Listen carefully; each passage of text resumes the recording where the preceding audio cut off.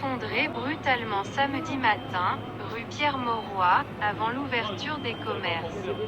Le bâtiment présentait des fissures et avait été évacué dans la nuit. Et le trottoir était vide quand l'immeuble s'est effondré, selon des témoins. On le voit, il n'y a aucun meuble, il n'y a rien du tout.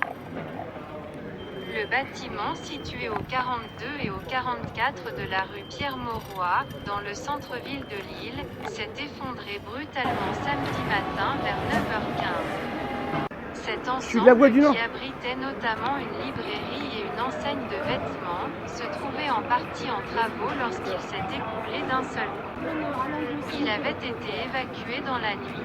Par chance, l'effondrement est survenu avant l'affluence piétonne qui emplit en journée cette rue très passante, située à proximité de la place du Théâtre. Un jeune est rentré à 3h du matin et il s'est rendu compte que le mur du bâtiment était gondolé, a expliqué la maire de Lille Martine Aubry. Il a alors prévenu la police municipale et les pompiers, qui ont décidé d'évacuer l'immeuble, où se trouvaient une dizaine de personnes, estimant qu'il y avait un vrai risque, ajoute-t-elle, et un avis de péril a été émis quand la dégradation du bâtiment a été constatée. J'en tremble encore parce que si cette nuit ce monsieur n'était pas rentré à 3h du matin, ne nous avait pas joints, et qu'on n'avait pas eu cette réaction, eh bien, il y aurait des morts ce matin, a-t-elle ajouté devant les journalistes présents sur place samedi matin.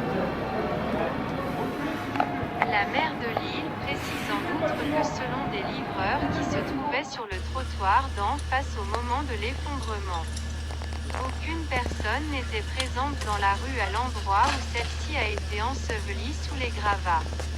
Si la cause exacte de l'effondrement n'est pas connue, la maire de Lille semble écarter l'hypothèse d'une explosion de gaz, puisqu'aucun bruit d'explosion n'a été entendu par des témoins.